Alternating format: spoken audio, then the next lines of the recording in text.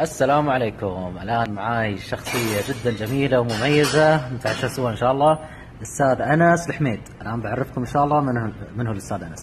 الأستاذ أنس الحميد مسؤول في وزارة التجارة، مدير برنامج أو عفوا مدير قسم توعية المستهلك في برنامج التجارة. حياك الله. الله يحييك ويحييك. يا هلا.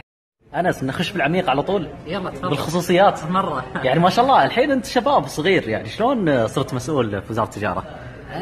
كل وزارة شباب. ما شاء. وهذا الشيء المبهر ما شاء الله انه الوزير برضو شباب وكل المسؤولين والشباب عندكم، فشيء يرفع الراس ومدعاة للفخر صراحة.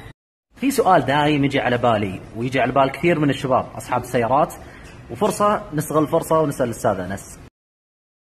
السؤال عن حالة أكيد قد واجهتك كصاحب سيارة، متى يحق لك كصاحب سيارة تاخذ سيارة بديلة وتطالب سيارة بديلة من الوكالة؟ طيب أول شيء في عدد من الحالات تستحق فيها سيارة بديلة مؤقتة، مو بتستبدل السيارة. أول حالة إذا شريت سيارة جديدة من حقك إنك تاخذ ورقة فيها موعد استلام السيارة، مثلا بعد يومين، جيت بعد يومين ولا سلموك السيارة، هنا تستحق سيارة بديلة. لو قال لي اياها شفهيا، قال لي والله بتستلم سيارتك الاربعاء، كيف اثبت ان الرجال وعدني انه استلم سياره يوم الاربعاء؟ هنا اصلا هذه مخالفه انه يعطيك اياها شفهيا. عظيم. يعني اذا احد قال لي شفهيا متى موعد السياره اقدر اشتكي واقول الرجال وعدني شفهيا، ما اعطاني اي ورقه مثبته بالاستلام. بالضبط. الحاله الثانيه شيخ انس. طيب اذا انت سيارتك على الضمان وصار لها خلل تعذر الانتفاع بالسياره، يعني صارت السياره ما عاد تشتغل، هنا تستحق سيارة بديلة مؤقتة فترة إصلاح الخلل هذا. بس إذا هي على الضمان. إذا هي على الضمان هذه الحالة الأولى. يعني مثلا خربت الماكينة، يعني السيارة وقفت مباشرة تستحق سيارة بديلة من وقت خراب الماكينة. لكن الخلل صار مثلا خربت المكيف، تقدر تستخدم السيارة، هنا تستحق سيارة بديلة، لكن إذا وديتها للوكالة، من يوم تحطها عند الوكالة تاخذ سيارة بديلة. يا أستاذ أنس ما هي بواضحة هذه، يعني أنا على سبيل المثال لو خربت علي الماكينة وديت السيارة الوكالة على طول يعطوني سيارة بديلة، ما يحتاج أنتظرهم وإذا تأخروا علي أو لا؟ ما دام أن الخلل تحت الضمان تستحق سيارة بديلة مباشرة. واو، من اللحظة اللي أسلم فيها السيارة. لاحظتوا معلومة مرة مهمة ترى. الحالة الثالثة إذا دخلتها للصيانة الدورية، الصيانة الدورية ما في سيارة بديلة، لكن يعطونك موعد، مثلا قالوا لك بعد أسبوع تخلص السيارة، جيت بعد أسبوع وما خلصت السيارة، هنا بعد الأسبوع تستحق سيارة بديلة لأنهم تأخروا عن موعد التسليم. الحالة الرابعة ما لها علاقة بالضمان، في قطع الغيار.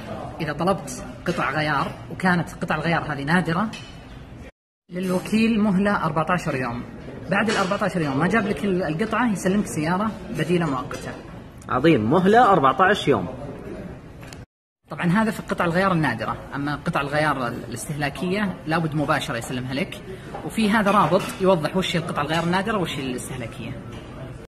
الحالة الخامسة إذا رحت الوكالة في وقت الصيانة الدورية لابد خلال ساعة يعطونك إيش راح يسوون في السيارة، إذا تأخروا عن الساعة يعطونك سيارة بديلة.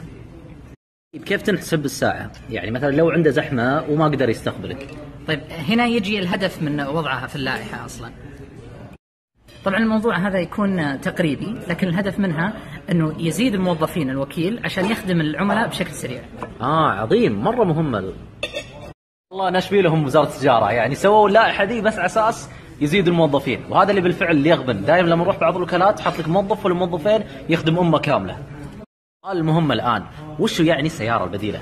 لو أنا مثلا عطيته لكسس يصلحها، يصير يعطيني يارس يسلك لي فيها ولا شلون؟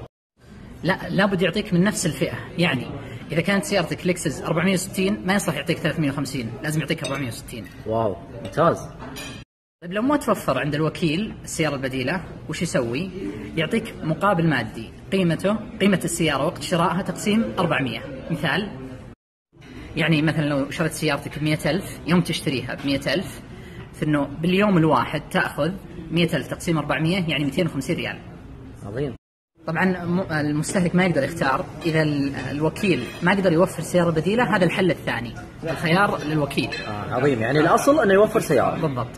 والله غبنا يا جماعة، كانت عندي كدلك وما بعتها إلا من الوكيل لأنه استقعد لي وما كنت عارف حقوقي. لو كنت عارف حقوقي كان ما بعتها لأني كنت حاب السيارة مرة.